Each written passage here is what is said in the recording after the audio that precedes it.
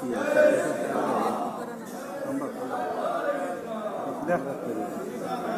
Citation आहे ना, इथे भाषण करणार ना सायटेशन नाही, ते बिल सादर केल्यानंतर बिल हे घेऊया पाहिजे, त्याच्यानंतर मी जाहीर करतो. हो तुकारा बिल तुकारा. हो आजच्या कामकाजात बिल घ्या पाहिजे. शासकीय विधेयक पुनर्स्थापनार्थ विचार खंडशः विचार व संमत करणे सन 2024 चे विधानसभा विधेयक क्रमांक 1 महाराष्ट्र राज्यातील सामाजिक व शैक्षणिकदृष्ट्या मागासवर्गाकरिता आरक्षण विधेयक 2024. अध्यक्ष महोदय,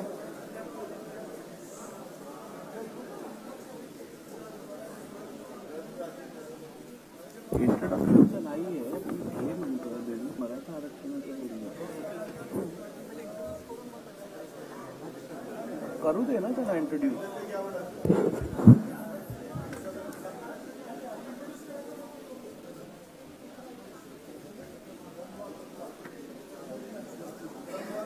इंट्रोडक्शन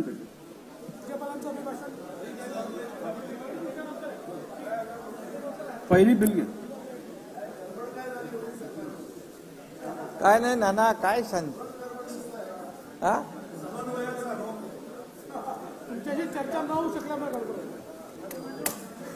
अध्यक्ष महोदय,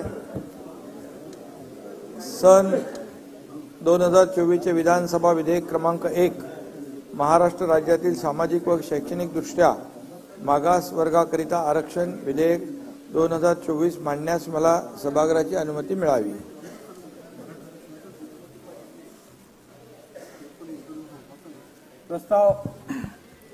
प्रस्ताव असा आहे की सन 2024 चे विधानसभा विधेयक क्रमांक 1 महाराष्ट्र राज्यातील सामाजिक व शैक्षणिक दृष्ट्या मागास वर्गीयकरिता आरक्षण विधेयक 2024 मांडण्यास अनुमती देण्यात यावी. प्रश्न असा आहे की सन 2024 चे विधानसभा विधेयक क्रमांक 1 महाराष्ट्र राज्यातील सामाजिक व शैक्षणिक दृष्ट्या मागास वर्गीयकरिता आरक्षण विधेयक 2024 मांडण्यास सभागृहाची अनुमती आहे काय? अनुकूल असतील त्यांनी होय म्हणावे, प्रतिकूल असतील त्यांनी नाही म्हणावे.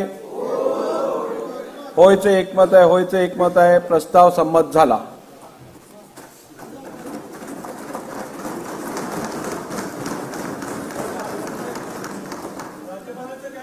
अध्यक्ष महोदय, मी आपल्या अनुमतीने अध्यक्ष महोदय, आता बिल इंट्रोड्यूस झाला आहे. नाही, ते तर अध्यक्षांचा अधिकार असतो, पण समोरून सारखं मला असं वाटतं राज्यपालांचं आपली पद्धत आहे, पहिल्यांदा लेईंग करतो, तर मग ते करायला हरकत नाही. म्हणजे आपले शेवटी अधिकार आपला आहे, तर ते लेईंग करायला आपल्याला हरकत नाही. नाही चव्हाण साहेब, नाना बसा. या संदर्भात आपलं म्हणणं अगदी योग्य आहे की आपण सहसा किंवा ऑर्डिनरीली किंवा रेग्युलर कोर्समध्ये आपण राज्यपालांचं अभिभाषण घेतो. या बिल संदर्भात अपमानच ठरतो असं म्हणायला पाहिजे. आपण लक्षात घेतलं पाहिजे, एवढ्यापुरतीचा विषय सहज नाही. सभागृहाची जर भावना या संदर्भात क्रमाप्रमाणे राज्यपालांचं अभिभाषण पहिलं घ्यायचं असेल तर काही हरकत नाही. इंट्रोडक्शन सीएम साहेब आपण या लेंग नंतर घेऊ. चला घ्या. नाही राज्यपालांच्या अभिभाषणाची प्रत सभागृहाच्या पटलावर ठेवणे.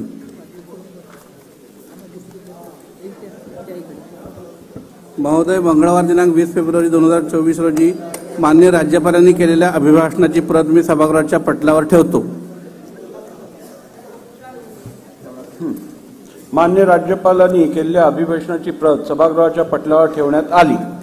त्या राज्यपालांच्या अभिभाषणाबद्दल आभार प्रदर्शनाचा प्रस्ताव.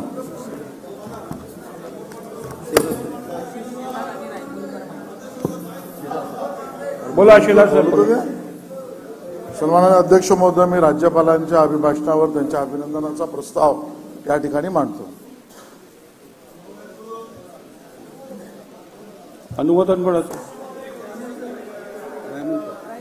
अध्यक्ष महोदय, ॲडव्होकेट आशिषजी शेलार यांनी मांडलेल्या आभार प्रदर्शनाच्या प्रस्तावाला मी अनुमोदन देतो. ठीक आहे. प्रस्ताव असा आहे की मान्य राज्यपालांनी केलेल्या अभिभाषणाबद्दल आम्ही या अधिवेशनाकरिता जमलेले महाराष्ट्र विधानसभेचे सदस्य त्यांचे मनपूर्वक आभार मानतो. मान्य राज्यपालांच्या अभिभाषणावरील चर्चा विधानसभेच्या तृतीय पावसाळी अधिवेशनात घेण्यात येईल. नाही, त्यांना चालू करू दे.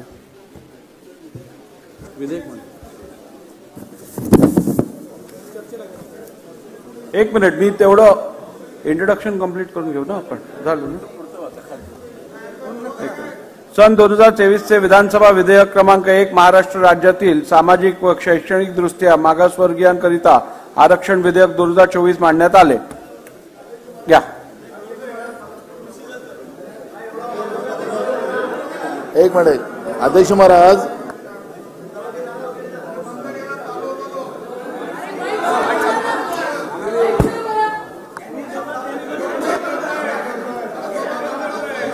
नाना बोला लवकर. अध्यक्ष महाराज, तुम्ही म्हणालात की राज्यपालांच्या अभिभाषणाचा प्रस्ताव आम्ही पावसाळी अधिवेशनात मांडू. पावसाळी अधिवेशन कसं येईल? प्रस्ताव मांडला गेला, चर्चावरती आपण पावसाळी अधिवेशनात घेणार आहोत. कुठं पावसाळी?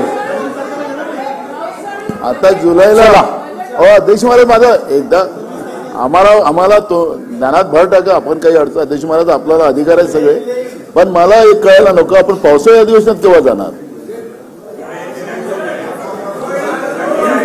या संदर्भात अध्यक्ष नाही, नाना भाऊ, बजेट अधिवेशन हे आपण जेव्हा इलेक्शनचं वर्ष असतं त्यावेळी आपण वोट ऑन अकाउंट घेतो, त्यामुळे आपण ते रेग्युलर अधिवेशन घेत नाही. ते अधिवेशन आपण लोकसभेच्या निवडणुकीनंतर घेतो. ते पावसाळी आणि बजेट अधिवेशन हे आपण एकत्रित घेतो, म्हणून त्यांनी तसं सांगितलं. आणि नाना भाऊ हे काय? नाही, एक मिनिट. नाही, ठीक आहे. नाना भाऊ, बोला. 2019 मध्ये आपण अशीच प्रथा आणि याच पद्धतीने पावसाळी अधिवेशनात चर्चा घेतलेली. त्यामुळे मी तुम्हाला प्रेसिडेंट काढून देतो, तो तुम्ही पहा आणि मग आपण बोलू. चला. अध्यक्ष महोदय, सन 2024 चे विधानसभा विधेयक क्रमांक 1 महाराष्ट्र राज्यातील सामाजिक व शैक्षणिक दृष्ट्या मागास वर्गांकरिता आरक्षण विधेयक 2024 विचारात घेण्यात यावे असा मी आपल्या अनुमतीने प्रस्ताव मांडतो. प्रस्ताव असा आहे की सन 2024 चे विधानसभा विधेयक क्रमांक 1 महाराष्ट्र राज्यातील सामाजिक व शैक्षणिक दृष्ट्या मागासवर्गीयांकरिता आरक्षण विधेयक 2024 विचारात घेण्यात यावे. प्रश्न असा आहे की सन 2024 चे विधानसभा विधेयक क्रमांक 1 महाराष्ट्र राज्यातील सामाजिक व शैक्षणिक दृष्ट्या मागासवर्गीयांकरिता आरक्षण विधेयक 2024 विचारात घ्यावे काय? अनुकूल असतील त्यांनी होय म्हणावे, प्रतिकूल असतील त्यांनी नाही म्हणावे. होयचे बहुमत आहे, होयचे बहुमत आहे. विधेयक विचारात घेण्यात येत आहे. अध्यक्ष महोदय, विरोधी पक्ष नेत्यांनी मला या बाबतीमध्ये काही मुद्दे आणि पत्र दिलेलं आहे आणि त्याच्या अनुषंगाने काही मुद्द्यांचं या ठिकाणी मला स्पष्टीकरण देणं आवश्यक आहे. त्यामुळे अध्यक्ष महोदय, आज मराठा समाजाला सामाजिक व शैक्षणिक दृष्ट्या मागासवर्गाकरिता आरक्षण देण्यासंदर्भातलं विधेयक आपण मांडलेलं आहे. त्याच्या चर्चेमध्ये अध्यक्ष महोदय, कालच छत्रपती शिवाजी महाराजांची जयंती संपूर्ण महाराष्ट्रात देशभरामध्ये आपण साजरी केली आणि त्यावेळेस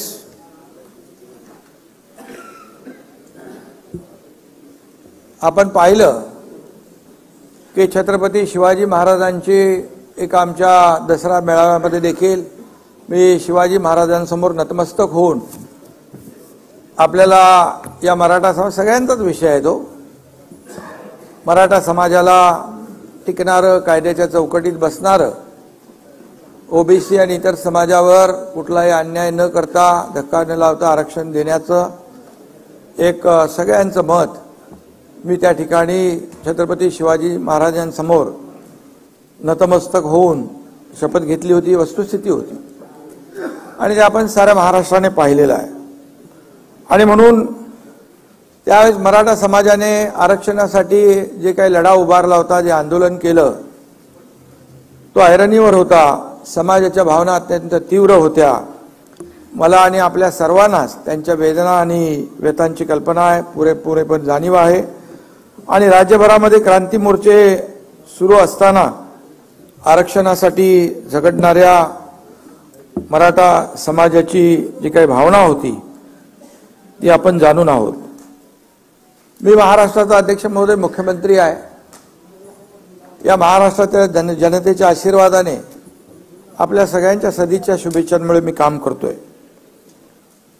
मला कुठल्याही एका जातीचा किंवा धर्माचा असा विचार करता येणार नाही.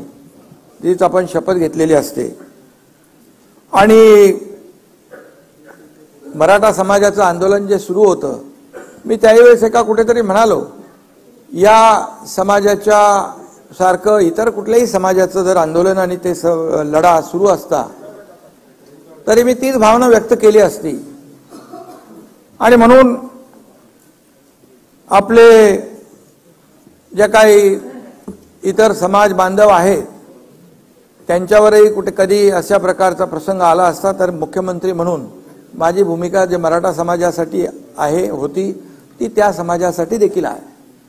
आणि तसं भाष्य मी त्याही वेळेस केलं असतं, छत्रपती शिवाजी महाराजांच्या समोर जे भाष्य केलं.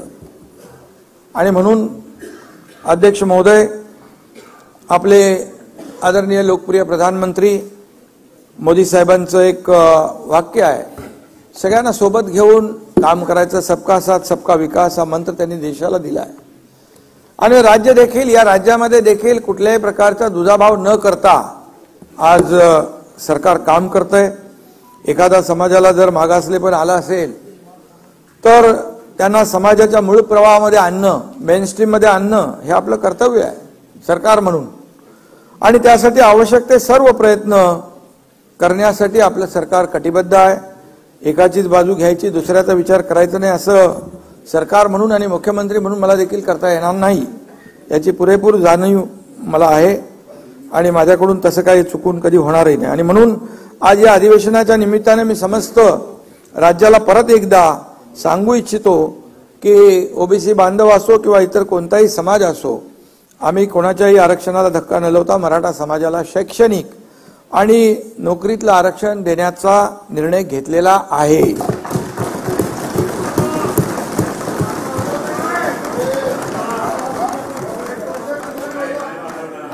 आणि सरकार म्हणून ती आमची जबाबदारी आहे. विरोधी पक्षाचं पण तसा कुठलाही त्याच्यामध्ये आपण एकच मताचे आहोत, एका विचाराचे आहोत. त्याच्यामुळे मी आज काय पॉलिटिकल राजकीय काही भाष्य करणार नाही. आणि म्हणून या समाजाला न्याय मिळवून दिला पाहिजे, त्यासाठी मी आणि आमच्या सर्वांनी सहकार्य केलं. त्यामुळे मी जे काही वचन दिलं होतं आणि आश्वासन दिलं होतं त्याची पूर्तता करण्याचं समाधान मला आहे आणि त्याचा नक्की आनंदही आहे, अभिमानही आहे. आणि म्हणून मी माझे दोन्ही उपमुख्यमंत्री देवेंद्र फडणवीसजी, उपमुख्यमंत्री अजितदादा पवारजी, माझे मंत्रिमंडळातील सहकारी, आमदार आणि संपूर्ण विरोधी पक्ष आणि सर्व विधानसभा सदस्य यांच्या सहकार्यामुळे आजचा हा आपण निर्णय घेतोय. छत्रपतींच्या खरं म्हणजे आशीर्वादाने संपूर्ण मराठा समाजासाठी, लाखो मराठा बांधवांसाठी हा आजचा दिवस इच्छापूर्तीचा आहे आणि ऐतिहासिक आहे असं म्हटलं तर वावगं ठरणार नाही. आजचा हा दिवस आपल्या सगळ्यांसाठीच एक कर्तव्याची जाणीव करून देणारा दिवस आहे. महाराष्ट्र विधानमंडळ वास्तू अनेक, या वास्तूमध्ये अनेक ऐतिहासिक निर्णयांची अंमलबजावणी झालेली आहे. ही वास्तू अनेक ऐतिहासिक निर्णयांचा साक्षीदार आहे. आजही ऐतिहासिक वास्तू त्या उज्ज्वल परंपरेचा एक हिस्सा होत आहे. ना कुणावर अन्याय ना कुणाला धक्का अशा प्रकारचा निर्णय आपण या ठिकाणी घेतोय. आणि म्हणून आज काही वेळा मुख्यमंत्री असताना देखील मला आंदोलनकर्त्यांना भेटावं लागलं, तशी परिस्थिती निर्माण झाली होती. मी कधी असं मी मुख्यमंत्री आहे प्रोटोकॉल प्रमाणे असं करता येणार नाही असं कधी मनात ठेवलं नाही. कारण हिंदू हृदय सम्राट बाळासाहेब ठाकरे म्हणायचे, जनतेपेक्षा जनता तुमच्यापेक्षा मोठी आहे, या जनतेने तुम्हाला इथं बसवलंय, असे प्रसंग येतील तर मंत्रालयातून उतरून जनतेला भेटा. आणि त्याप्रमाणे मी अनेक वेळा काम केलंय आणि तिथे कुठेही मी कधीही माझ्या पदाचा आब वगैरे का आणला नाही. काही लोक म्हणतात की त्यावेळेस जेव्हा मनोज जरांगे पाटील यांनी आंदोलन उपोषण मागे घेतलं त्यावेळेस एकनाथ शिंदेनी वेळ मारून नेली असं काही लोक म्हणू लागले. परंतु काहींना वाटलं एकनाथ शिंदे आश्वासन देईल, ते पूर्ण करेल का, सरकार पूर्ण करेल का. पण आपल्या सगळ्यांना माहित आहे आम्ही सरकार जे काय दीड वर्षामध्ये काम करतोय, जे घेतलेले निर्णय आपल्या समोर आहेत आणि प्रत्येक निर्णय जो घेतलेला आहे तो सर्वसामान्य माणसाच्या हितासाठी घेतला. शेतकरी, कष्टकरी, माता भगिनी, तरुण, ज्येष्ठ सगळ्यांसाठी. राज्यकर्त्याला कुठलाही वैयक्तिक लाभ होईल असा कुठलाही निर्णय आम्ही घेतला नाही. मी या ठिकाणी सांगू इच्छितो, जेव्हा आम्ही शपथ घेतली दोघांनी तेव्हा आम्ही कॅबिनेट घ्यायचे असते, त्या कॅबिनेटमध्ये दोघंच होतो. ते जरी आपण पाहिले निर्णय तर त्या निर्णयामध्ये शेतकरी कष्टकरी कामगारच त्यांचाच हिताचे निर्णय आम्ही पहिल्या दिवसापासून घेतलेले आहेत. आणि त्यामुळे शब्द देताना विचारपूर्वक 10 वेळा 100 वेळा विचार करून आम्ही शब्द देतो. बाळासाहेब देखील आम्हाला तसं म्हणायचे. आणि म्हणून मी आपल्याला एवढंच सांगेन, मी एक कार्यकर्ता आहे, बाळासाहेबांचा कार्यकर्ता आहे, दिघे साहेबांचा कार्यकर्ता आहे. एकदा शब्द दिला की तो शब्द मी पाळतो, पाळण्याचा प्रयत्न करतो. कधी शब्द मी फिरवत नाही. त्यामुळेच माझ्यावर खूप लोक विश्वास ठेवतात. मी राजकीय बोलू इच्छित नाही. 1.5 वर्षापूर्वीचा किस्सा मला गिरवायचा नाही. म्हणजे शब्द दिलेला शब्द पाळतो जयंतराव, म्हणून लोक विश्वास ठेवतात आणि म्हणून आज मी तो शब्द या ठिकाणी पाळतोय. एकदा शब्द दिला की तो मागे हटण्याचा माझा काही प्रश्न नाही. आणि म्हणून मराठा समाजासाठी आंदोलन जे मनोज जरांगे पाटील त्यांच्या सहकारी यांनी केलंय, खऱ्या अर्थाने त्यांना देखील हा निर्णय जो आहे त्यांच्या आंदोलनाचा एकजुटीचा एक विजय आहे असं म्हटलं तरी वावगं ठरणार नाही. आणि म्हणून लाखो करोडो मराठा बांधवांनी आपल्या हक्कासाठी लढा देताना आजवर कधी संयम सोडला नाही. मागच्या वेळेस देखील देवेंद्रजी मुख्यमंत्री होते त्यावेळेस देखील लाखांचे मोर्चे आले, आपण पाहिले, परंतु संयम कधी सुटला नाही. आणि त्यावेळेस देखील आपण ती शिस्त पाहिलेली आहे. आणि म्हणून यावेळेस काही ठिकाणी घटना घडल्या, अनुचित घटना घडल्या, परंतु त्या घडायला नको होत्या. शेवटी या राज्यामध्ये सर्वांनी गुण्या गोविंदाने राहिलं पाहिजे. जाती जातीमध्ये तेढ निर्माण करण्याचा प्रयत्न कुणीही करता कामा नये अशी भावना आमची आहे.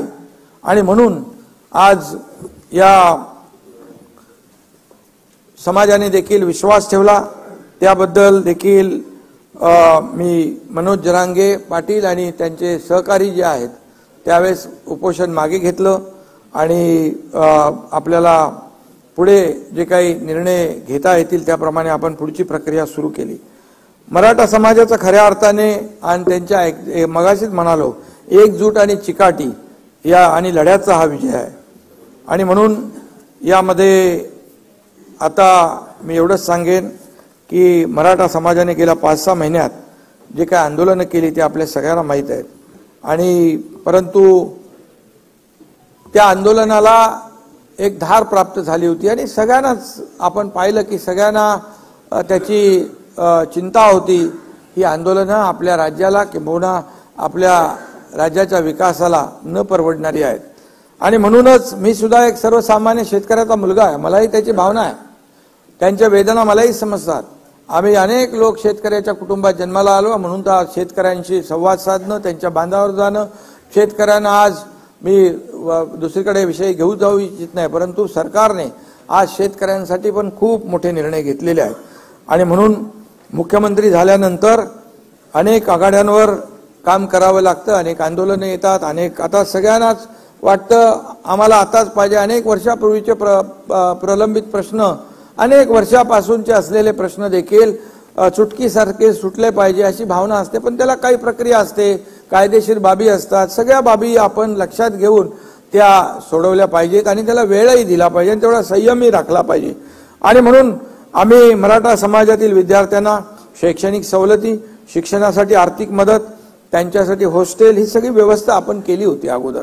आणि त्याचबरोबर आपण हेही केलं की शैक्षणिक आणि आर्थिक आणि सामाजिक दृष्ट्याही मराठा समाज जेव्हा मागे जातोय त्यावेळेस आपण त्यांना, मुलांना शिक्षणामध्ये देखील इतर ज्या काही बाबी आहेत, मग सारथी आहे, आपलं अण्णासाहेब पाटील आर्थिक विकास महामंडळ आहे, चंद्रकांत दादा इकडे आहेत, त्यांची देखील उपसमितीमध्ये अनेक निर्णय त्यांनी घेतले.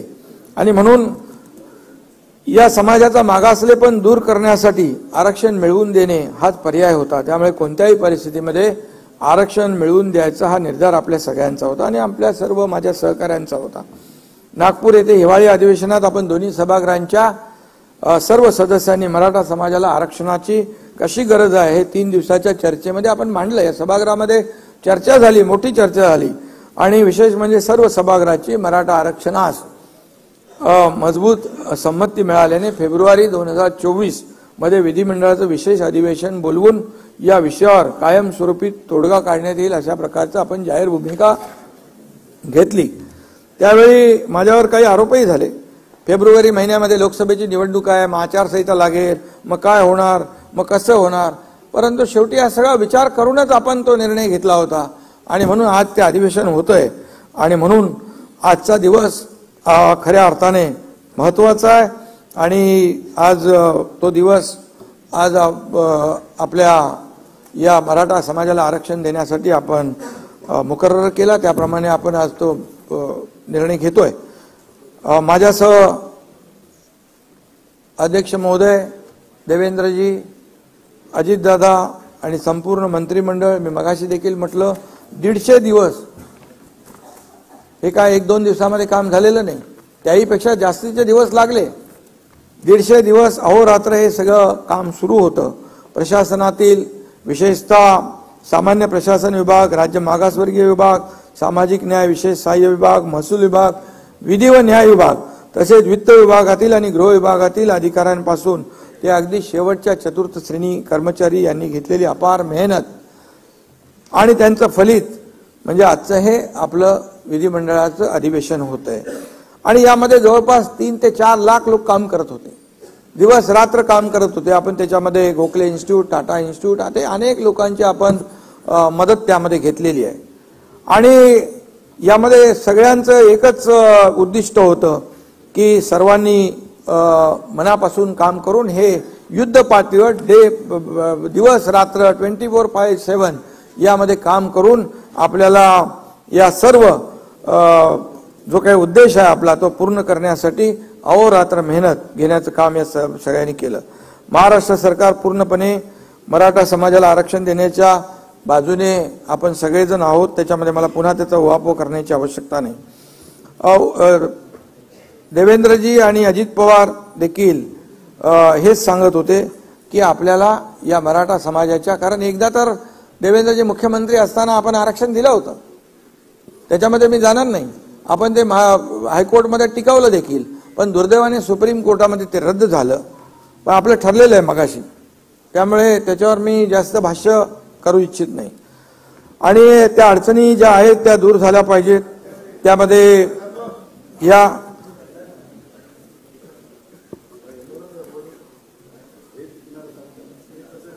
ठीक आणि म्हणून मागासवर्ग आयोगाची स्थापना करून मराठा आरक्षण त्यावेळेस मान्य झालं होतं, कोर्टात टिकलं होतं. सुप्रीम कोर्टात देखील आपण ज्या पद्धतीने थोडीशी मांडणी करायला पाहिजे होती, दुर्दैवाने ते आपल्याला झालं नाही. आणि त्यामुळे या पार्श्वभूमीवर नव्याने मागासवर्ग आयोग नेमता येईल की नाही या संदर्भात शंका उपस्थित करण्यात आल्या होत्या. परंतु सर्वोच्च न्यायालयानेच राज्य शासनाचा मागासवर्ग आयोग नेमण्याचा अधिकार मान्य केला आहे. इंदिरा साहनी प्रकरणामध्ये घटनापीठाने जो निर्णय दिला त्याच्या परिच्छेद 550 मध्ये म्हटलंय, for the purpose and object that those communities हू वर earlier backward and advanced should be excluded, and those communities who were earlier advanced and might have degraded into backward class should be included. Thus, the state was fully entitled to appoint backward classes commission to collect relevant data and submit a report. हे आपल्याला कुठलंही असं बेकायदेशीर काम आपण करत नाहीये. पूर्णपणे कायदेशीर बाबी यामध्ये आपण पाहून या ठिकाणी आपण काम करतोय. त्यामुळे यासाठी आपण न्यायमूर्ती सुक्रे साहेबांच्या अध्यक्षतेखाली स्थापन केला मागासवर्ग आयोग. हा पूर्णतः वैध असून या आयोगाने अत्यंत काळजीपूर्वक आणि मेहनतीने निर्गुणे राजीनामा दिला त्यांनी, आणि म्हणून आपण सुक्रे साहेबांचं अध्यक्षतेखाली काळजीपूर्वक आणि मेहनतीने तयार केलेला अहवाल शासनाने स्वीकारला ना. नाही, तुम्ही माझ्याशी बोला ना. शासनाने स्वीकारलाय. हे आरक्षण सुप्रीम कोर्टात टिकेल की नाही याबद्दल आतापासून शंका बाळगण्याचं कारण नाही. ना आपण पॉझिटिव्ह बोलूया, पॉझिटिव्ह चर्चा करूया. सगळ्यांची जबाबदारी आहे. हे सगळं आपण मराठा समाजाला जो आरक्षण देतोय ते टिकावं यासाठी सुप्रीम यामध्ये घटनेच्या 342A आणि 16(4) आणि 15(4) प्रमाणे नोकरी आणि शिक्षणामध्ये आरक्षण देण्याची घटनेत तरतूद आहे. त्यानुसार आयोगाने शिफारस केलेली आहे. या ठिकाणी मी हे नम्रपणे नमूद करू इच्छितो की नाना आपलं राज्य नाही, 22 राज्यामध्ये आज आरक्षण 50% पेक्षा जास्ती आहे. तामिळनाडू 69%, हरियाणा 67%, राजस्थान 64%, बिहार 60%, गुजरात 59%, पश्चिम बंगाल 55%, आणखी 22 लोक आहेत. बिहारने 59% दिले, 69%. त्यामुळे आज आपल्याला मी एवढंच सांगतो, आपण जी 50% आरक्षणाची मर्यादा ओलांडली ते मगाशी तुम्हाला मी वाचून दाखवलं. कोर्टाने आपल्याला, सुप्रीम कोर्टाने पण ते आपल्याला अधिकार दिले आणि तो आपला अधिकार आहे. आणि म्हणून यामध्ये आपण हा जो कायदा करतोय तो पूर्णपणे टिकेल आणि कायदेशीर निकषावर टिकून राहील या बाबतीमध्ये आपण शंका बाळगण्याचं कारण नाही. आपण खात्रीपूर्वक या ठिकाणी तो टिकूया. त्याचबरोबर आपण या सर्व ज्यांच्या या आंदोलनामध्ये काही लोकांचा मृत्यू देखील झालेला आहे आणि त्यांच्या कुटुंबियांना देखील आपण आर्थिक मदत देखील सरकारने केली ऑलरेडी. पण ती सरकारने शेवटी माणसाला तर परत आणता येत नाही आणि घरातलं करता धरता माणूस गमावल्याचं दुःख ते कधी भरून काढू शकत नाहीत. किती आपण मदत केली तरी सुद्धा त्या कुटुंबियाच्या बद्दल मी राज्य सरकारच्या वतीने मुख्यमंत्री म्हणून संवेदना व्यक्त करतो. यावेळी नागपूर येथे झालेल्या विधिमंडळाच्या हिवाळी अधिवेशनात मी सविस्तर पूर्णपणे बोललोय आणि आपण 4 दिवस या परिस्थितीत अतिशय गांभीर्यपूर्वक आणि पोटतिडकीने मतं आपल्या सगळ्या सभागृहाच्या सदस्यांनी मांडलेली आहेत. आणि म्हणून आपल्या सगळ्यांची भावना एकच आहे, त्याच्यामध्ये पुन्हा काही मला सांगण्याची आवश्यकता नाही. ओबीसी किंवा अन्य कुठल्याही समाजाच्या आरक्षणाला धक्का न लावता मराठा समाजाला कायद्याच्या चौकटीत बसणार आणि कायद्याच्या चौकटीत टिकणार आरक्षण मिळायला पाहिजे, ही भावना सरकारची आहे, तुमची आहे, सगळ्यांची. आणि आजवर देखील मराठा, मी राजकीय बोलू इच्छित नाही, परंतु मराठा समाजाचा इथं म्हणजे सगळ्यांनी त्याचा फायदा घेतलेला आहे. परंतु समाज आजपर्यंत या सुविधांपासून वंचित राहिला, हे देखील दुर्दैव आहे. आणि म्हणून मी या पुन्हा त्याचं इथे काही भाष्य करू इच्छित नाही की देवेंद्रजींनी दिलं मग कोर्टात टिकलं मग सुप्रीम कोर्टात गेलं, ते जाऊ दे, आता गेलं ते. आता अशा कुठल्याही गोड दिवशी आपण आपलं तोंड कडू करून घेऊया नको, सगळ्यांनी चांगलं बोलूया. आणि म्हणून मी अभिमानाने या ठिकाणी सांगतो की 2.25 वर्षापूर्वी सत्ता हाती घेतल्यानंतर या महायुती सरकारने ठरवलं होतं की मराठा समाजाला आरक्षण देण्याचा निर्णय आपण घेऊया. आणि म्हणून ही मागणी का आता पुढे आलेली नाही. छत्रपती शाहू महाराजांनी त्यावेळी आरक्षणामध्ये मराठा समाजाचाही समावेश केला होता. 40-45 वर्षापासून मराठा बांधव आरक्षणासाठी लढा देतोय. आणि म्हणून आज यांची मी आठवण करेन. स्वर्गीय अण्णासाहेब पाटील यांनी दिलेलं बलिदान देखील आहे. ते बलिदान देखील त्याचाही विचार या ठिकाणी केलेला आहे आणि आमच्या सरकारने त्यांचं बलिदान देखील व्यर्थ जाऊ नये ही भावना देखील आहे.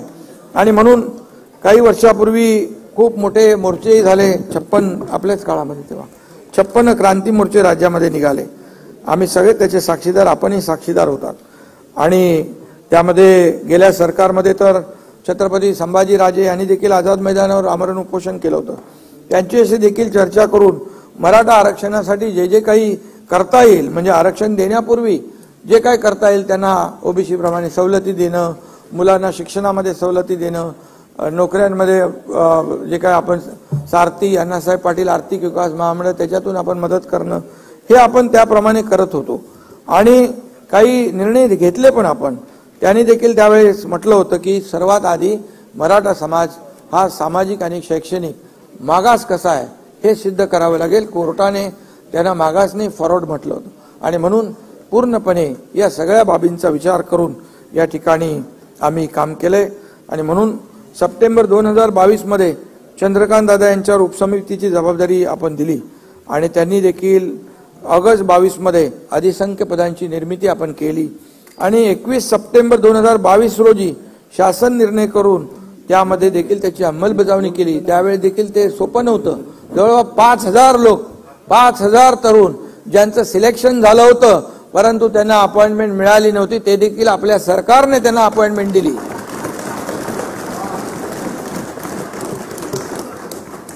सर्वोच्च न्यायालयाने मराठा आरक्षण रद्दबातल करताना जे निष्कर्ष नोंदवले होते त्यावर आम्ही पूर्णपणे लक्ष केंद्रित केलेलं आहे. आणि त्यासाठी भोसले आयोग आम्ही नेमला.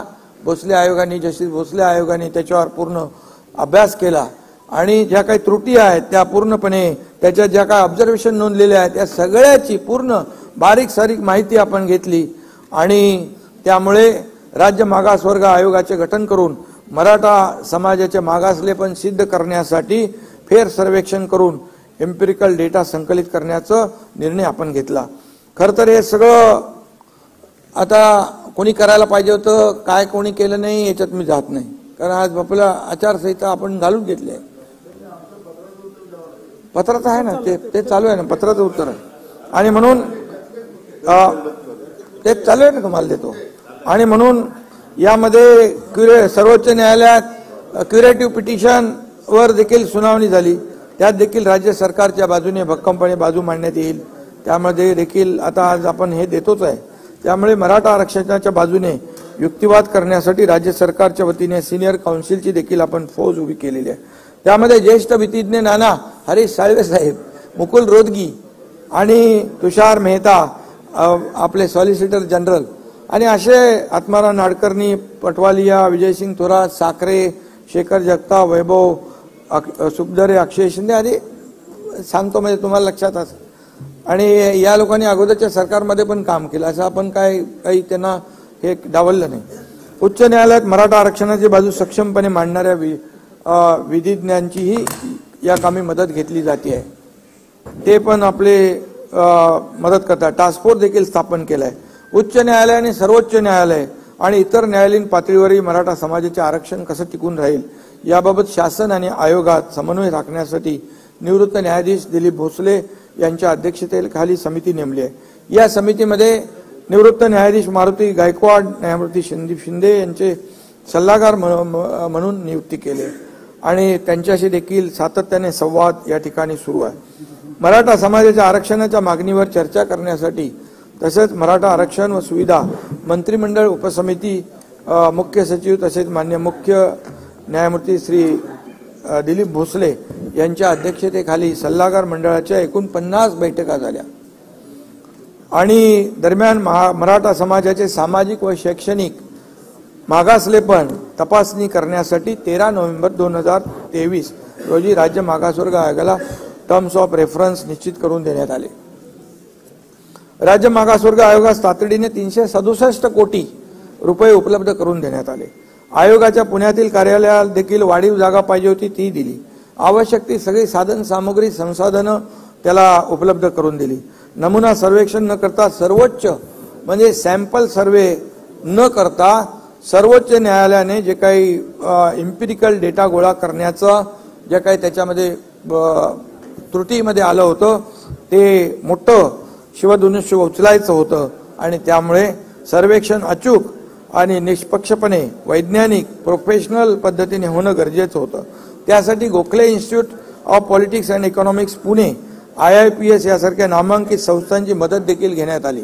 विजयराव त्यांनी यासाठी स्वतंत्र संगणक प्रणाली विकसित केली, प्रश्नावली तयार करण्यात आली, सर्व महसूल यंत्रणा यासाठी तयार ठेवण्यात आली, सर्व जिल्हाधिकारी पालिका आयुक्त यांना नोडल अधिकारी म्हणून नेमलं गेलं, त्यांच्या वारंवार बैठका घेतल्या, VC घेतल्या, जवळपास 3 ते 3.5 लाख प्रगणक नेमण्यात आले, त्यांचं मास्टर ट्रेनिंग झालं. 23 जानेवारीपासून युद्धपातळीवर सर्वेक्षणाचं काम सुरू झालं. हे सर्वेक्षण अचूक करायचं होतं आणि वेळेत पूर्ण करायचं होतं. हे चॅलेंज तर होतं आणि म्हणून मला सांगायला अतिशय आनंद आणि अभिमान आहे की 2 फेब्रुवारी 2024 म्हणजे या कालावधीमध्ये त्यांचं नाही का आवाज येत नाही. ए कोण बसलंय बाबा तिकडे.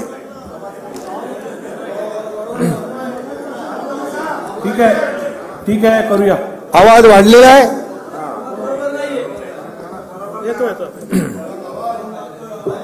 इयरफोन वापरा. इयरफोन ठीक आहे. हेडफोन वापरा. मी सगळ्या ज्या काही तांत्रिक अडचणी सुरुवातीच्या तक्रारी त्यामध्ये दूर केल्या. या सभागृहाच्या माध्यमातून राज्य मागासवर्ग आयोगाचे अध्यक्ष निवृत्त न्यायमूर्ती सुनील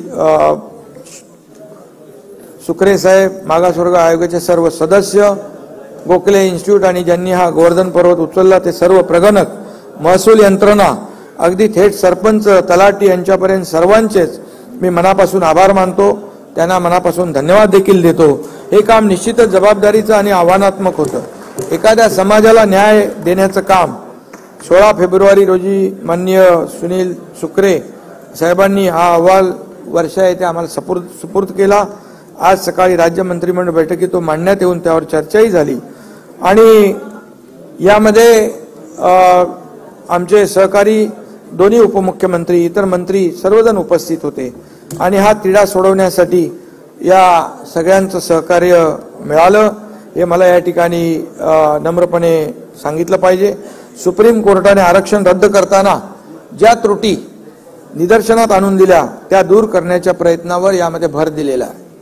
आम्ही अत्यंत वेगाने ताकदीने काम करून कायदेशीर प्रक्रिया पूर्ण करीत आहोत. अशा पद्धतीने टप्प्याटप्प्याने मराठा समाजाचे आरक्षण कायद्याच्या चौकटीत बसण्यासाठी सरकार पूर्णपणे प्रयत्न करते आणि सुप्रीम कोर्टाच्या एका निकालात नमूद केल्यानुसार विशिष्ट जात किंवा समुदायांच्या इतर मागासवर्गीयांच्या यादीत समावेश करण्यासाठी अपवादात्मक व असाधारण परिस्थिती सिद्ध होणे आवश्यक असते आणि एक्स्ट्रा ऑर्डिनरी आणि एक्सेप्शनल सर्कमस्टन्सेस राज्य मागासवर्ग आयोगाने या सर्वेच्या माध्यमातून ते सिद्ध केलं आहे असं मला वाटतं. मराठा समाजाला टिकणारं आणि कायद्याच्या चौकटीत बसणारं आरक्षण मिळवून देण्यासाठी शासनाने मोठं पाऊल उचललंय. आता ते टिकून राहावं म्हणून राज्य सरकार आपली सर्व ताकद पणाला लावणार आहे, आपल्याला विरोधी पक्षाला सोबत घेऊन. आणि म्हणून माझं एकच म्हणणं आहे, आपल्या शांतताप्रिय महाराष्ट्रात कोणत्याही निमित्ताने समाजात वितुष्ट येता कामा नये. चर्चेतून योग्य तो मार्ग निघाला पाहिजे अशा प्रकारचं मी आवाहन आपल्या सगळ्यांना करतो आणि या राज्यातील सर्व समाज बांधव यांना देखील मी करतो. प्रत्येक समाज घटकाला त्या राज्याच्या प्रगतीत त्याचा योग्य वाटा मिळाला पाहिजे अशी आपल्या सरकारची धारणा आहे. आणि यामध्ये कुणबी दाखल्यांच्या संदर्भात देखील आपण मुद्दा उपस्थित केला. त्यामध्ये जस्टिस शिंदे त्यांच्या अध्यक्षतेखाली आम्ही समिती नेमली. त्याचं काम सुरू आहे. मराठवाड्यातील मराठा कुणबी मराठा जात प्रमाणपत्र देण्याची कार्यपद्धती देखील निश्चित केलेली आहे आणि ते आणखी काही पुरावे आहेत. त्याच्यात मी डिटेलमध्ये आता जात नाही. त्याच्यामध्ये ते दिले ना आपण. आणि यामध्ये आपल्याला हो सगळे वेबसाईटला टाकलेत नावं आणि त्यामध्ये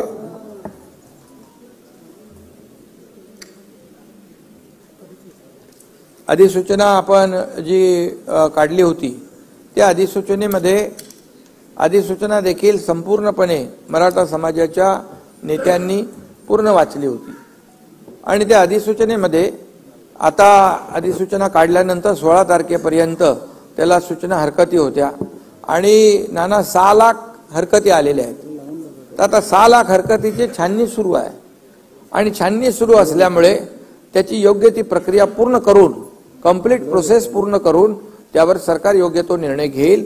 हे आपल्याला जी शंका होती त्या बाबतीमध्ये मी या ठिकाणी सांगतो. त्या डिटेल मी आज जात नाही कारण ते मग सगळे ते सांगितलं ना जी सगळे सोयऱ्यांचे जे 6 लाख हरकती आलेल्या आहेत त्या नोटिफिकेशनवर त्या अधिसूचनेवर जी अधिसूचना काढली आपण त्याच्यावर 6 लाख हरकती आल्यात त्याची छाननी सुरू आहे. आणि म्हणून मी आपल्याला एवढंच सांगतो की आता कलम आणि यामध्ये देखील 6 लाखाहून हरकतीवर सूचना प्राप्त झाल्या आहेत आणि त्यामुळे त्यासाठी देखील आपण कर्मचारी आणि सर्व अधिकाऱ्यांना जबाबदारी दिलेली आहे. त्या हरकती सूचनांच्या नोंदी घेऊन वर्गीकरण व छाननी केली जाईल आणि त्याप्रमाणे पुढची कार्यवाही केली जाईल. यामध्ये मी आपल्याला जास्ती काय सांगू इच्छित नाही की पहिल्यांदाच ज्या जुन्या कुणबी नोंदी होत्या त्या 1967 पूर्वीच्या जुन्या कुणबी नोंदी होत्या त्यांना दाखले देखील प्रमाणपत्र जे आहेत ते देखील देण्याचं काम आपल्या सरकारने सुरू केलं. आणि कुठल्याही परिस्थितीमध्ये मी पुन्हा एकदा सांगतो की ओबीसी समाजावर अन्याय न करता त्यांच्या समाजाला आरक्षणाला धक्का न लावता या ठिकाणी हे आरक्षण देण्याचा निर्णय आपल्या सरकारने घेतलेला आहे.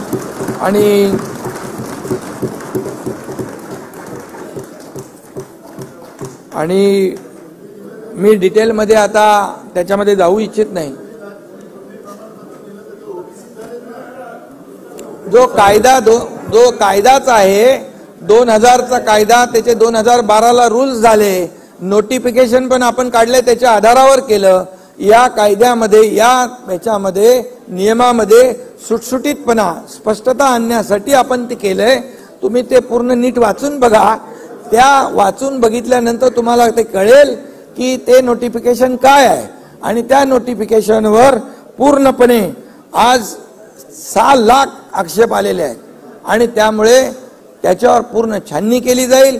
मी मनोज जरांगे पाटील आणि त्यांच्या सहकार्यांना देखील विनंती करतो की हे मराठा आरक्षण देण्याचा निर्णय देण्याची शपथ आम्ही घेतल्यानंतर 3 महिन्यामध्ये हे मराठा आरक्षण दिलेलं आहे.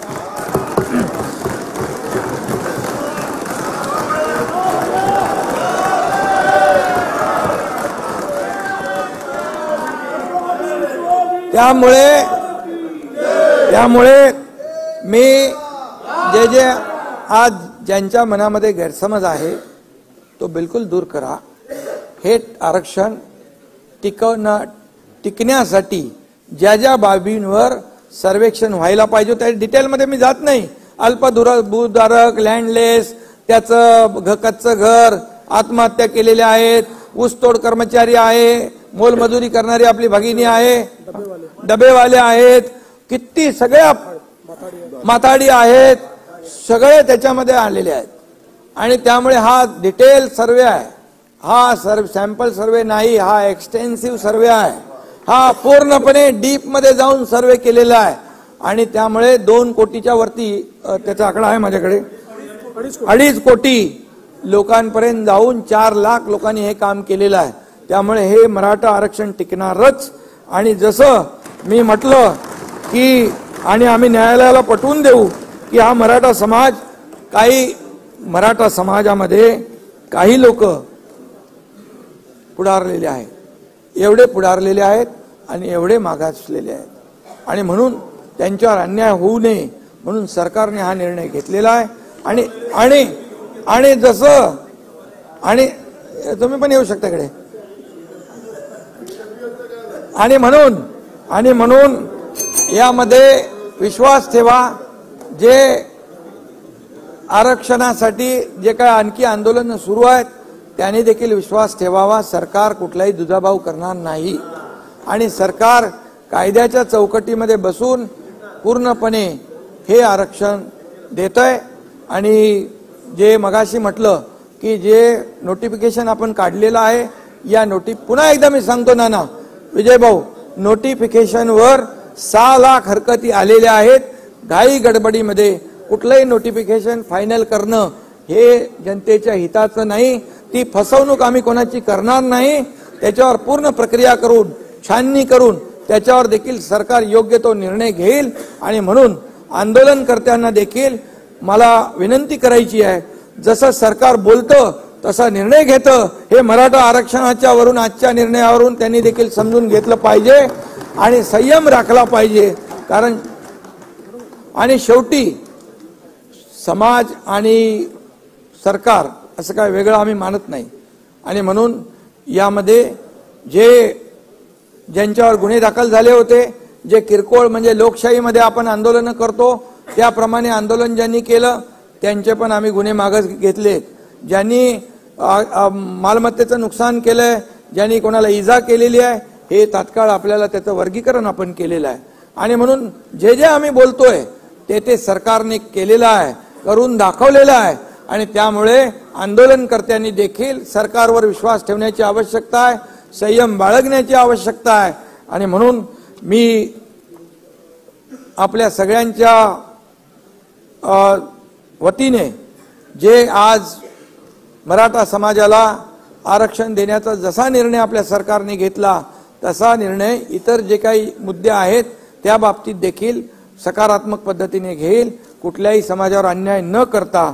आणि म्हणून मी आपल्या सगळ्यांना एवढंच सांगतो की या आपल्या सभागृहाला देखील विनंती करतो की एकमताने आजचं हे मराठा समाजाला आरक्षण देण्याचा आपण जो निर्णय घेतलेला आहे त्याला एकमताने आपण मान्यता देऊया आणि एकमताने हे विधेयक मंजूर करावं अशा प्रकारची विनंती मी आपल्याला करतो. घेतलेला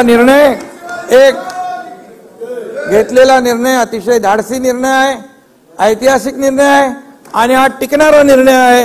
ही जबाबदारी आम्ही सरकारची आहे. धन्यवाद. आता विधेयक खंडशः विचारात घेण्यात येईल. खंड 2 ते 20, खंड 1 संपूर्ण शीर्षक आणि हेतुवाक्य हे विधेयकाचे भाग समजण्यात यावेत. अनुकूल असतील त्यांनी होय म्हणावे, प्रतिकूल असतील त्यांनी नाही म्हणावे. होयचे बहुमत आहे, होयचे बहुमत आहे. खंड 2 ते 20, खंड 1 संपूर्ण शीर्षक आणि हेतुवाक्य विधेयकाचे भाग झाले. प्रभारी मंत्री.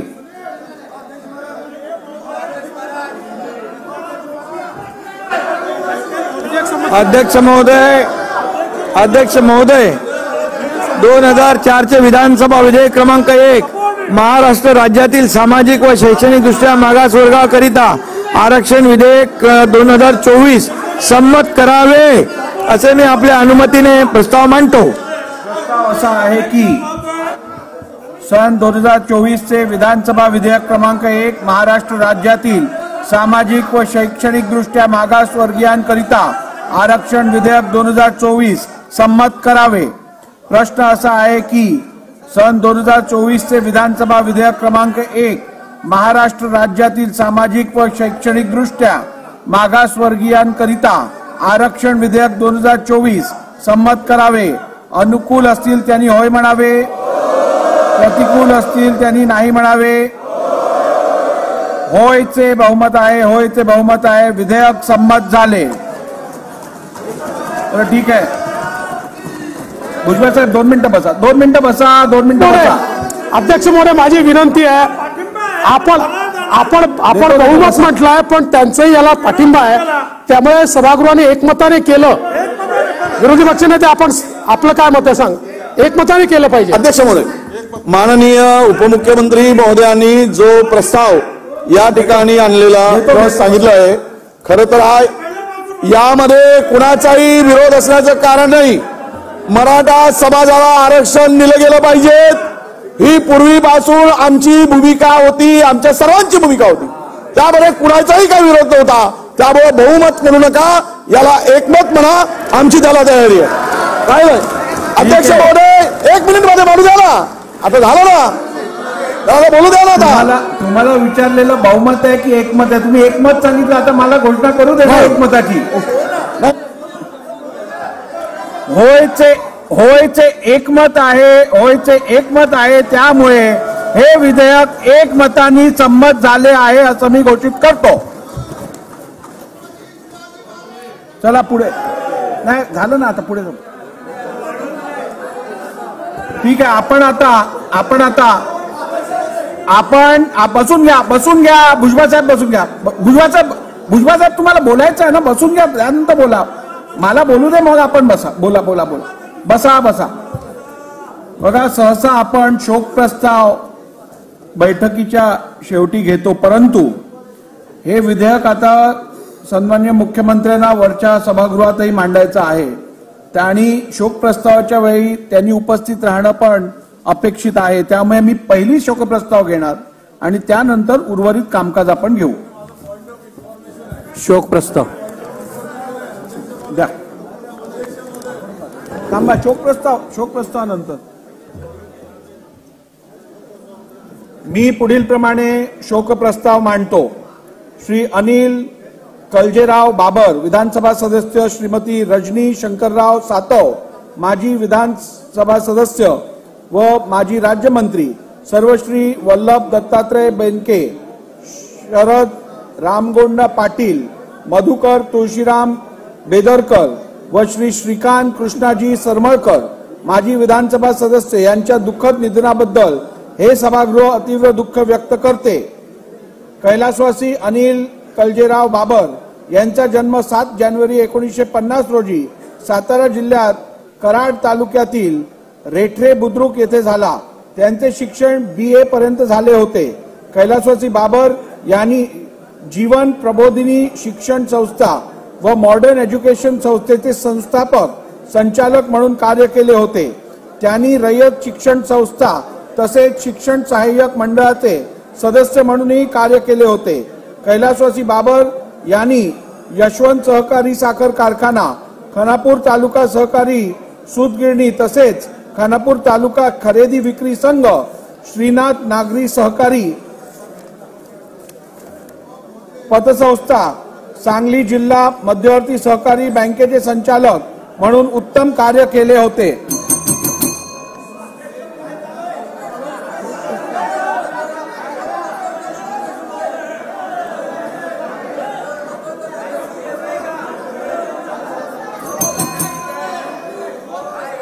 कैलासवासी बाबर यांनी खानापूर पंचायत समितीचे सभापती म्हणून उत्तम कार्य केले होते.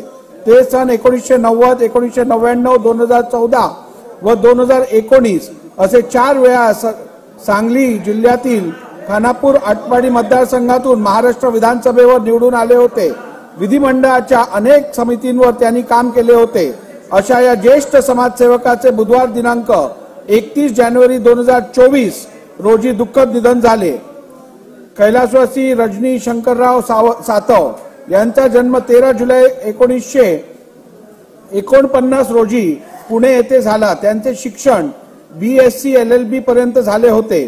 कैलासवासी रजनी सातव यांनी सुरुवातीस काही काळ वकिली केली होती. त्यांनी कळमनुरी जागृती महिला मंडळाच्या अध्यक्षा म्हणून उत्तम कार्य केले होते.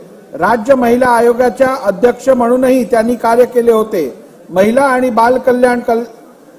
बालकांच्या कल्याणासाठी त्यांनी विशेष योगदान केले होते. कळमनुरी तालुक्यातील अनेक सामाजिक संस्थांची त्यांचा निकटचा संबंध होता. कळमनुरी मतदारसंघाच्या सर्वांगीण विकासासाठी त्यांनी योगदान केले होते. कैलासवासी रजनी सातव या सन 1980 व 1985 मध्ये कळमनुरी मतदारसंघातून महाराष्ट्र विधानसभेवर निवडून आल्या होत्या. त्या सन 1994 मध्ये महाराष्ट्र विधान परिषदेवरही निर्वाचित झाल्या होत्या. त्यांनी सार्वजनिक आरोग्य व कुटुंब कल्याण, सांस्कृतिक कार्य, तुरुंग, पर्यटन, महसूल व पुनर्वसन, वैद्यकीय शिक्षण, समाज कल्याण आणि आदिवासी विकास तसेच विधी व न्याय खात्याचे राज्यमंत्री म्हणून उत्तम कार्य केले होते. अशा या ज्येष्ठ समाजसेविकेचे रविवार दिनांक 18 फेब्रुवारी 2024 रोजी दुःखद निधन झाले. कैलासवासी वल्लभ दत्तात्रय बेनके यांचा जन्म 23 जून 1950 रोजी पुणे जिल्ह्यात जुन्नर तालुक्यातील हिवरे येथे झाला. त्यांचे शिक्षण BSc पर्यंत झाले होते. कैलासवासी बेनके यांनी ज्ञानदा शिक्षण मंडळाची स्थापना करून गोरगरीब विद्यार्थ्यांच्या शिक्षणाची सोय केली. त्यांनी जुन्नर औद्योगिक वसाहतीचे संस्थापक संचालक, जुन्नर कृषी प्रतिष्ठान तसेच श्रीराम नागरी सहकारी संस्थेचे संचालक म्हणून उत्तम कार्य केले होते. विघ्नहर सहकारी साखर कारखान्याचे ते काही काळ संचालक होते. महाराष्ट्र कृष्णा खोरे विकास महामंडळाचे उपाध्यक्ष म्हणून त्यांनी कार्य केले होते. शिवनेरी किल्ला, श्री क्षेत्र, लोण्याद्री व ओझर परिसराच्या विकासासाठी त्यांनी विशेष प्रयत्न केले होते. जुन्नर तालुक्याच्या सर्वांगीण विकासासाठी त्यांनी मोलाचे योगदान दिले होते. कैलासवासी बेनके हे सन 1985, 1990, 2004 व 2009 मध्ये पुणे जिल्ह्यातील जुन्नर मतदारसंघातून महाराष्ट्र विधानसभेवर निवडून आले होते. विधिमंडळाच्या अनेक समित्यांवर त्यांनी काम केले होते. अशा या ज्येष्ठ समाजसेवकाचे रविवार दिनांक 11 फेब्रुवारी 2024 रोजी दुःखद निधन झाले. श्री शरद रामगोंडा पाटील यांचा जन्म 10 जानेवारी 1944 रोजी सांगली जिल्ह्यात मिरज तालुक्यातील कुपवाड येथे झाला. त्यांचे शिक्षण MA पर्यंत झाले होते. कैलासवासी पाटील यांनी यशवंत शिक्षण संस्था तसेच लठ्ठे एज्युकेशन सोसायटीचे संचालक म्हणून कार्य केले होते. सांगली येथील वृद्ध सेवाश्रम संस्थेचे ते अध्यक्ष. कुपवाड अर्बन कोऑपरेटिव्ह बँक तसेच धनश्री महिला सहकारी बँकेचे संस्थापक संचालक म्हणूनही कार्य केले होते. ते राजाराम बापू सहकारी सिमेंट कारखान्याचे संस्थापक चेअरमन होते.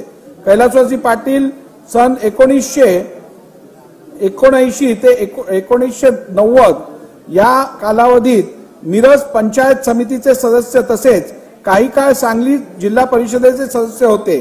ते सन 1990 व 1995 मध्ये मिरज मतदारसंघातून महाराष्ट्र विधानसभेवर निवडून आले होते. ते जुलै 2002 मध्ये महाराष्ट्र विधान परिषदेवर निर्वाचित झाले होते. अशा या ज्येष्ठ समाजसेवकाचे बुधवार दिनांक 27 डिसेंबर 2023 रोजी दुःखद निधन झाले. कैलासवासी मधुकर तुळशीराम बेदरकर यांचा जन्म 15 डिसेंबर 1940 रोजी भंडारा जिल्हा लाखांदूर तालुक्यातील जैतापूर बारव्हा येथे झाला. कैलासवासी बेदरकर यांनी भंडारा जिल्हा सत्र न्यायालय बार काउन्सिलचे अध्यक्ष म्हणून उत्तम कार्य केले होते. त्यांनी भंडारा जिल्हा युवक काँग्रेसचे अध्यक्ष म्हणूनही कार्य केले होते. भंडारा जिल्ह्यातील अनेक सामाजिक, शैक्षणिक व सांस्कृतिक संस्थांशी त्यांचा निकटचा संबंध होता. साकोली मतदारसंघाच्या विकासासाठी त्यांनी विशेष योगदान दिले होते. कैलासवासी बेदरकर सन 1978 मध्ये भंडारा जिल्ह्यातील साकोली मतदारसंघातून महाराष्ट्र विधानसभेवर निवडून आले होते. अशा या ज्येष्ठ समाजसेवकाचे मंगळवार दिनांक 6 फेब्रुवारी 2024 रोजी दुःखद निधन झाले. कैलासवासी श्रीकांत कृष्णाजी सरमळकर यांचा जन्म 20 ऑक्टोबर 1950 रोजी मुंबईमध्ये झाला. त्यांचे शिक्षण MSc पर्यंत झाले होते. कैलासवासी सरमळकर यांनी श्रीकांत सरमळकर फाउंडेशनची स्थापना करून गरजू विद्यार्थ्यांना शैक्षणिक शुल्क भरण्यास मदत केली. मुंबईतील अनेक सामाजिक, शैक्षणिक तसेच सांस्कृतिक संस्थांशी त्यांचा निकटचा संबंध होता. कैलासवासी सरमळकर सन 1995 मध्ये मुंबई महानगरपालिकेचे सदस्य होते. ते सन 1996 मध्ये खेरवाडी मतदारसंघातून महाराष्ट्र विधानसभेवर निवडून आले होते. अशा या ज्येष्ठ समाजसेवकाचे सोमवार दिनांक 22 जानेवारी 2024 रोजी दुःखद निधन झाले. सन्मान्य सदस्यांनी शब्द उभे राहून शोक प्रस्ताव संमत करावा अशी विनंती आहे.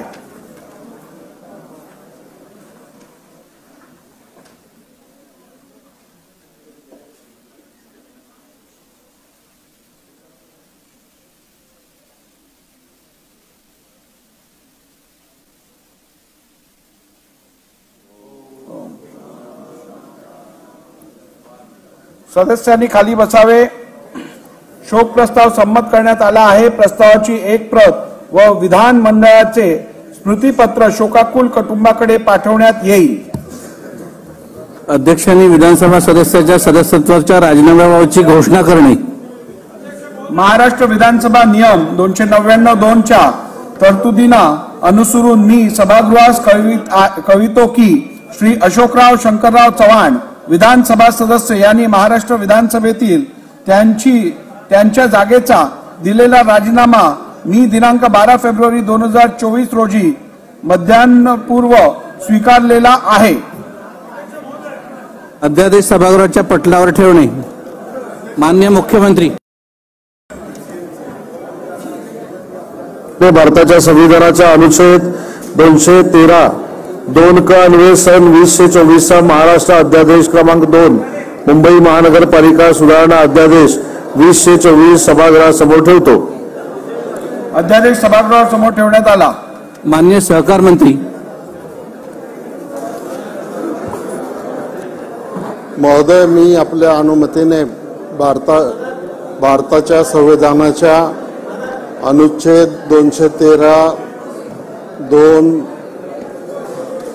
क अन्वये सन 2024 चा महाराष्ट्र अध्यादेश क्रमांक 1 महाराष्ट्र सहकारी सुधारणा अध्यादेश मंत्री महोदय 2024 सभागृहासमोर ठेवतो. चव्हाण साहेब, सभागृहात बसून घ्या. असं घोळका करून उभं राहण्यात काय अर्थ आहे? बसा, सगळ्यांनी बसा, नाही तर बाहेर जा, एक काहीतरी करा. अध्यादेश सभागृहासमोर ठेवण्यात आला.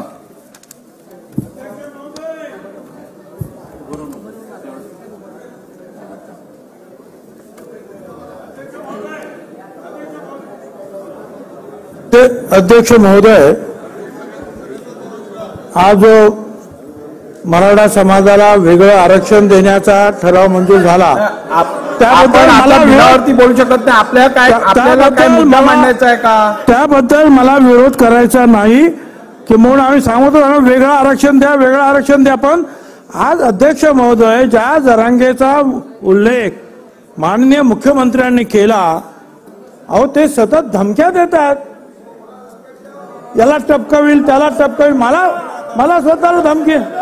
अध्यक्ष महोदय, काय आहे अध्यक्ष महोदय?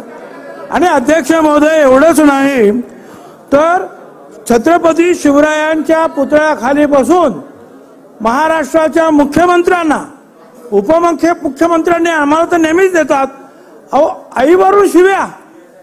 तिथे बसलेले जे आहेत महसूल आयुक्त, SP, कलेक्टर, त्यांना तर म्हणतात तुम्ही भाडखाऊ आहात, आणखी त्यांनाही आईवरून शिव्या. अध्यक्ष महोदय, ही दादागिरी जी काय चाललेली आहे, याला काय कंट्रोल करणार आहात की नाही? अध्यक्ष महोदय, काही कारण नव्हतं खरं म्हणजे. 27 तारखेलाच त्यांना सांगितलं होतं, त्यांनी सगळे गुलाल उधळला, फटाके वाजवले, परत 10 तारखेला उपोषणाला बसले आणि अनेक शहरामध्ये जे आहेत बस गाड्या फोडल्या आणि एक भीतीचं वातावरण ज्या राज्यामध्ये जे आहेत. मला बोलायला देणार का? तुम्ही नंतर बोला ना. आता बसा. अध्यक्ष महोदय, एक भीतीचं वातावरण राज्यामध्ये ते निर्माण करतात. अध्यक्ष महोदय, हे थांबायला पाहिजे. अध्यक्ष महोदय, आता हे सगळं झाल्यानंतर त्यांचं काय म्हणणं आहे? अरे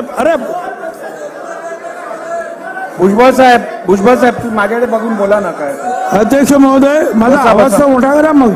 अध्यक्ष महोदय, आता ते काय म्हणतात की मी उठणार नाही, म्हणजे यांचं आंदोलन चालूच.